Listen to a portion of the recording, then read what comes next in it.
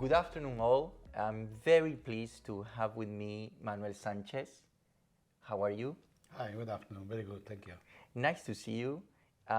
You will become the senior advisor at Fleischmann Hiller Brussels, dealing with energy, climate, mobility, and sustainability. Welcome and congratulations for this position. For those that didn't know Manuel Sánchez, he worked for more than 25 years in the European Commission, dealing first with research, innovation projects, and then focused on energy, digitalization of energy markets, DSOs, the clean energy package, just to mention a few. So Manuel, how do you feel today and what you would like to tell us? Thank you very much for the introduction. I'm feeling very good, thank you. And after 40 years of working in the energy sector, I feel totally full of energy to share my knowledge with young people, with your company, with your clients. And even more, I feel full of energy to continue working and do something for the decarbonization of the energy sector. I'm very much motivated to work for Fleischmann Hiller and try to contribute to the successful businesses here in Brussels. And all together, I want to mix with my second passion, which is the sailing on the Mediterranean.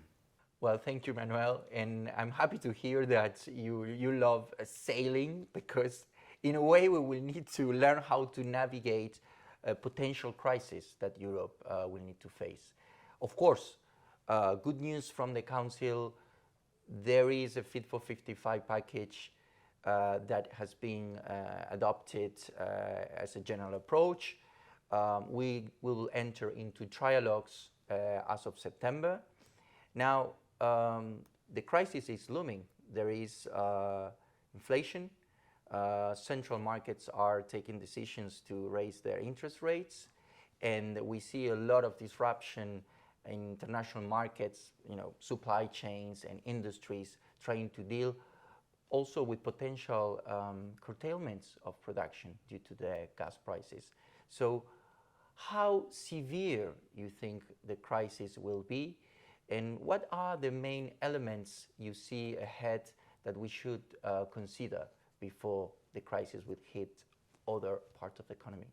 Well, I have to say that this crisis is something coming with unexpected, very quickly and unexpected, and it's a very deep crisis. Touching many of the sectors, of course, energy is one of the fundamental ones because of the Russian dependency, Russian gas dependency, and that I'm sure everybody is thinking about that, making reflections about. It's easy to say now that in the middle or just starting the crisis that while probably the communication of the Green Deal was very optimistic. We always talk on opportunities, and probably we didn't talk so much about the risk, about the cost, which now we can see. The risk, for instance, that the fragmentation of energy policies in member states try to develop intrusive regulation and try to regulate prices, which again go back to more than 20 years in our internal market development. Now, one of the issues that is emerging and potentially fragmenting member states, the Commission and other institutions is how functional, how robust is the electricity market design in Europe. So the question to you, especially what we have seen in Spain and in other countries, what we should expect from the discussion around electricity market design? Are we going to change short terms? Are we going to plan for a long-term redesign of the rules? What is your take? Well, in the middle of crisis, big problems have to be solved with big solutions. And I think you're right. Market design is the solution. It's not obsolete at all. Just for less than 4 years ago was already politically agreed, entered in force about 3 years ago. it's a time of implementing, it's a time of learning what are the market failures, identify that. It's a time to see how this market design is implemented at national level. But I'm totally convinced this market design was designed for the 20s, the 10 years period, and still it's valid. It's not obsolete at all.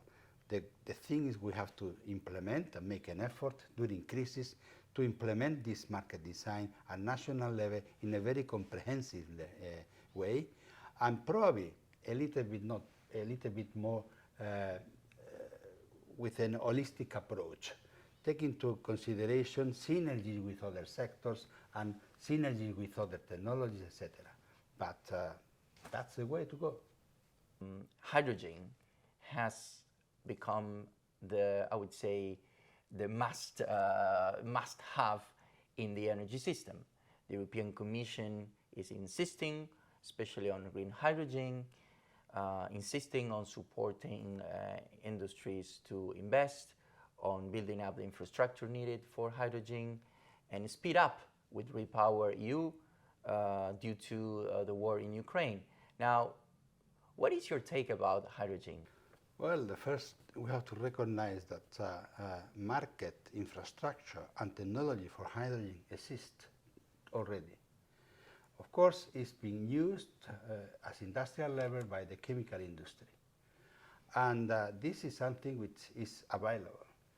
The topic is, well, even that 80% of this technology and infrastructure, according with some experts, could be applied for the energy sector. The issue is that people are talking on revolution on hydrogen, but probably what we have to see should be an evolution. But to evolve it from the chemical industry as a customer to the energy sector, it seems to me that it would be necessary to develop strategic alliances between the two sectors in the way that both have to find a way of create investment, create infrastructure, and create commercialization of hydrogen. Without that, I think it will be difficult for the energy sector enter into this hydrogen application, hydrogen as a vector.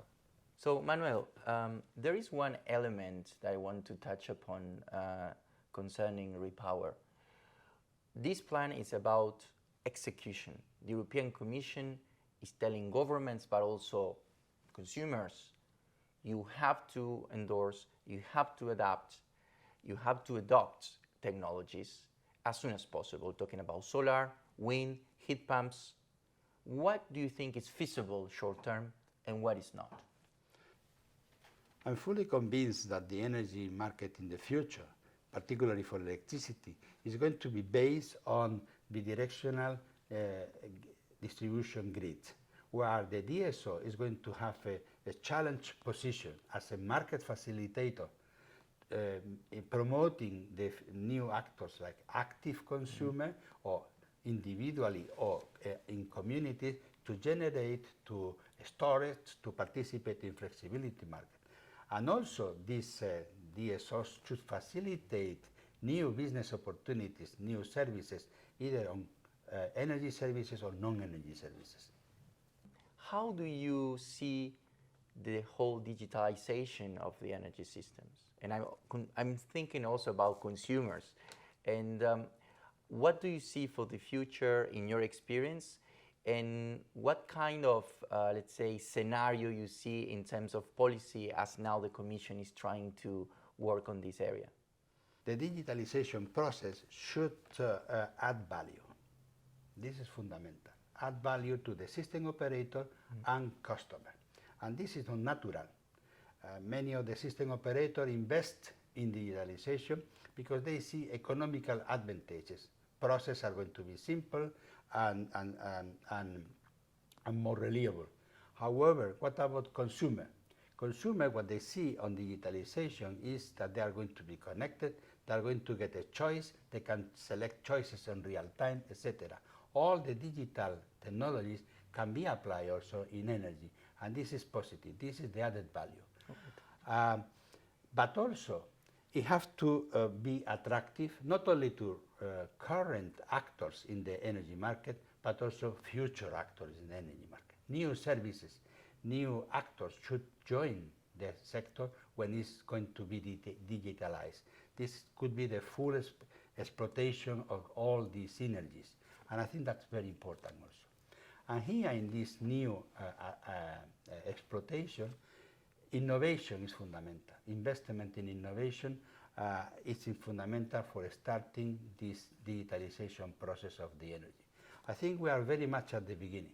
We are now talking and developing data management. We are developing also regulation and standard for interoperability, for flexibility. We are developing a network code on cybersecurity. All these things are a starting point, but all are pieces, fundamental pieces for starting these processes. Other things to be developed are synergies with transport, with earth, with buildings, which still are in the infancy, many of them. And also I want to remark that new skills are also necessary. With the current manpower of the energy sector, would not be possible to develop all these things we are talking about, and we expect to develop very quickly, probably, can be accelerated. Manuel, thank you for that answer. I think you were very clear about the challenges of digitalization. You have also depicted the challenges ahead, and I'm sure that myself, the whole team, and hopefully the whole city will enjoy having you participating and advising the future of the energy transition. And I would like to thank you again, and hopefully you have an excellent journey with Fleischmann Hiller. Take care. Thank you very much. Thank you. I look forward to saying thank you. Thank you.